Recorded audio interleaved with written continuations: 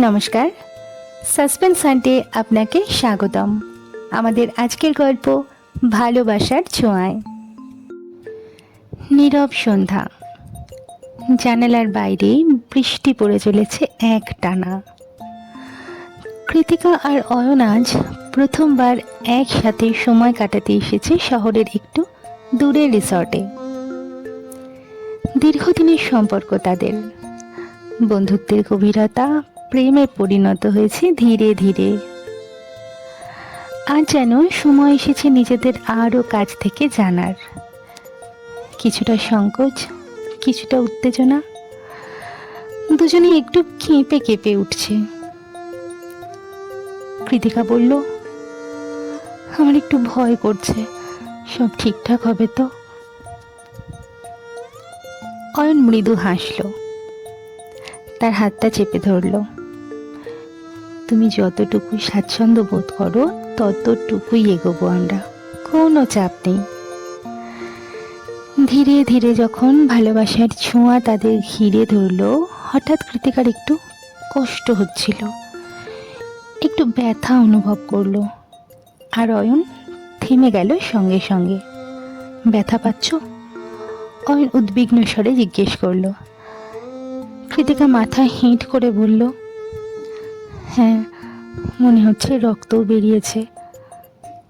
অয়ন অবাক হয়নি, সে নরম গলায় বলল, এটা একদম স্বাভাবিক, হাইমেন ফেটে গেলে এমনটা হতে পারে। আমরা আজকের মতো এখানেই থেমে যাই। কৃতিকার চোখে জল এলো, তবে সেটা ব্যথার নয়, ভালোবাসা আর স্বস্তির। ধন্যবাদ অয়ন, এতটা বুঝে নেওয়ার জন্য। তারা সারা রাত শুধু একে অপরকে জড়িয়েছিল, কোনো চাপে নয়, কেবল ভালোবাসায়। পরদিন সকাল, জানালার বাইরে রোদ এসে পড়েছে কৃতিকার গালে। সে ধীরে চোখ মেলে, দেখে অয়ন তার পাশেই ঘুমোচ্ছে। মাথায় হাত দিয়ে হালকা করে তাকে জাগায়। অয়ন চোখ মেলে দেখে কৃতিকাকে একটু চিন্তিত মনে হচ্ছে। ভালো আছো? হ্যাঁ, কিন্তু গতকাল রাত্রে যা হলো আমি ঠিক বুঝতে পারিনি, ঠিক না ভুল করলাম। রক্ত দেখে একটু ভয় পেয়ে গেছিলাম। অয়ন উঠে বসে কৃতিকার হাত ধরে বলে, তুমি কিছুই ভুল করনি। হাইমেন ছিঁড়ে গেলে রক্তপাত হওয়া খুব স্বাভাবিক, অনেক মেয়েরই হয় প্রথমবার। এটা শরীরের স্বাভাবিক একটা অংশ, ভয়ের কিচ্ছু নেই। কৃতিকা একটু নিশ্চিন্ত হয়, কিন্তু তখন একটু দ্বিধায়। তবে ব্যথাটা, মানে আমি তো শুনেছিলাম সবার এমন হয় না, আমার কেন এত টেনশন হচ্ছিল? অয়ন শান্তভাবে উত্তর দেয়, কারো শরীর বেশি টাইট থাকতে পারে, স্নায়ুবহুল এলাকায় চাপ পড়লে ব্যথা হয়।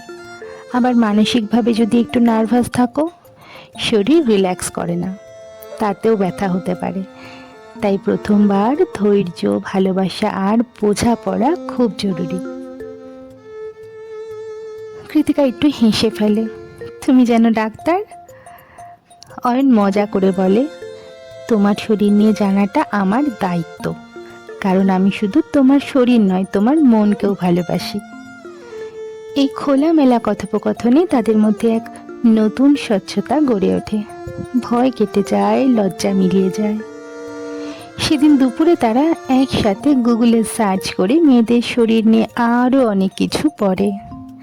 কৃতিকা ভাবে, এমন একজন মানুষ থাকলে শরীরের ভয়ও ছোট হয়ে যায়। দুদিন পর ওরা আবার দেখা করেছে। এবার কৃতিকার চোখে কোনো দ্বিধা নেই, বরং এক রাশ প্রশান্তি। অয়নের দিকে তাকিয়ে সে বলল, আজ আমি তৈরি, মানে সত্যি মনে হচ্ছে এবার নিজেকে ভয় ছাড়া তোমার হাতে তুলে দিতে পারি। অয়ন কিছু বলল না, শুধু তার চোখের গভীরতাই বলে দিচ্ছিল সে কতটা গর্বিত, কৃতজ্ঞ।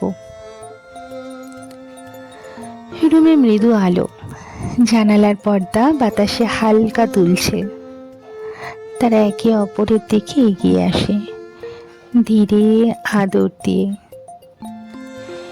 এবার আর তাড়াহুড়ো নয়, উত্তেজনার আগুনেও যেন ছিল গভীর ধৈর্য। কৃতিকা এবার শরীরকে পুরোপুরি শিথিল করে দেয়। অয়ন তার কপালে চুমু খায়, ধীরে ধীরে বলে, আমরা একসাথে এটা করব।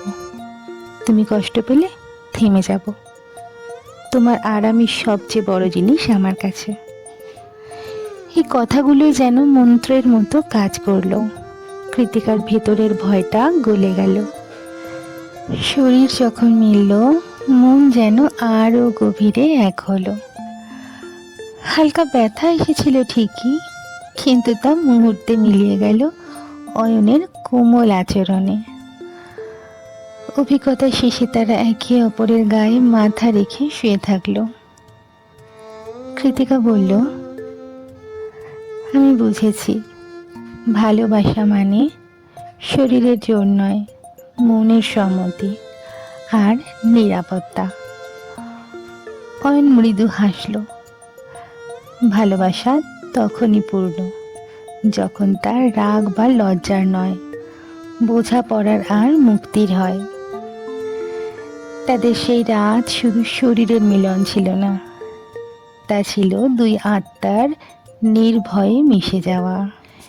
এই গল্পের বার্তা, প্রথমবার শারীরিক সম্পর্ক হওয়া মানে ভয় বা অপ্রস্তুতি নয়।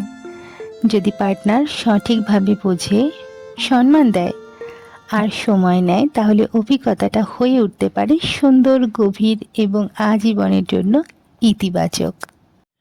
গল্পটি ও আমাদের কাজকে ভালো লাগলে চ্যানেলটিকে সাবস্ক্রাইব এবং শেয়ার করে সাপোর্ট করবেন।